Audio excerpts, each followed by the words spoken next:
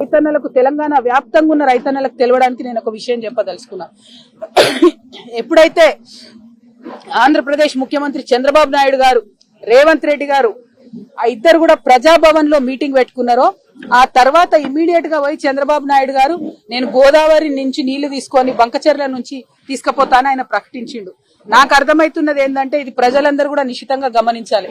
ఆ ప్రజాభవన్ మీటింగ్ పెట్టుకొని రేవంత్ రెడ్డి గారు చంద్రబాబు నాయుడు గారికి బ్రీఫ్ చేసిన తర్వాత చంద్రబాబు నాయుడు గారు ఈ బ్రీఫ్డ్ మీ అని చెప్పి బయటకు పోయి బంకచెర్ల మొత్తం కూడా ఆ రిజర్వాయర్ కడతామని చెప్పి ప్రకటించారు. ఎన్ని టీఎంసీలు తీసుకుపోతారట? గోదావరి నదికెళ్ళి 199 అంటే దాదాపు 200 టీఎంసీలు గోదావరి నదికెళ్ళి తీసుకుపోయి అది కృష్ణా బేసిన్ కి ఇస్తారట, పెన్నా బేసిన్ కి ఇస్తారట. అంటే ఆంధ్రాలో ఉన్న మొత్తం అన్ని ప్రాజెక్టులకు వాళ్ళు నీళ్లు ఇచ్చుకుంటారు. మన దగ్గర గోదావరిలోకి వెళ్ళి 200 టీఎంసీలు ఎత్తుకపోతుంటే ఈ అవగాహన లేని మూర్ఖపు ముఖ్యమంత్రి చూసుకుంటా నిలబడ్డాడు. ఎందుకంటే ఈయన జుట్టు మరి బ్యాగ్ తో దొరికిండు కదా, ఈయన జుట్టు చంద్రబాబు చేతిలో ఉన్నది, ఆ చంద్రబాబు జుట్టు మోడీ చేతిలో ఉన్నది. కాబట్టి వాళ్ళు ఎట్లా చెప్తే అట్లా చేసుడు తప్పితే తెలంగాణ రైతుల గురించి ఆలోచన లేదు, తెలంగాణ నీళ్ల గురించి ఆలోచన లేదు. ఇది దారుణమైన విషయం. నేను ముఖ్యమంత్రి గారిని సవాల్ చేస్తా ఉన్నా, నిజంగా మీరు తెలంగాణ హితం కోరేటటువంటి ముఖ్యమంత్రి అయితే ఎందుకు ఉత్తరం రాస్తలేవు కేంద్రానికి?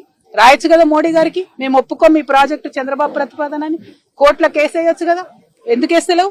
కేసీఆర్ గారు ఆనాడు రాయలసీమ ప్రాజెక్టు కడితే స్వయంగా తనే పోయి ప్రధానమంత్రి కంప్లైంట్ చేసిండ్రు, ఉత్తరం రాసిండ్రు, గ్రీన్ ట్రిబ్యునల్ కేసు వేసిండ్రు, స్టే తీసుకొని వచ్చిండ్రు.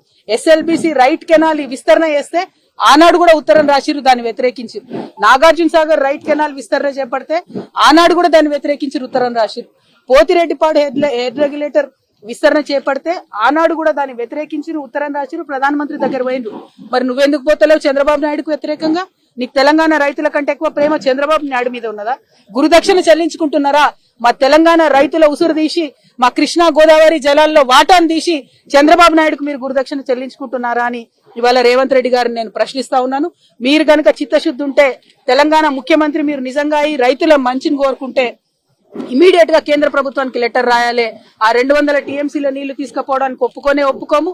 ఎట్ ఎనీ కాస్ట్ తెలంగాణ రైతాంగం అంతా కూడా మీ మీద ఉద్యమం చేస్తుంది. మీ చిత్తశుద్ధిని, మీ నిజాయితీని నిరూపించుకోవాలంటే ఇమీడియట్ గా మీరు కేంద్రానికి కంప్లైంట్ చేయండి, అవసరమైతే కోర్టుకు పోండి, ఆ ప్రాజెక్టులను ఆపండి.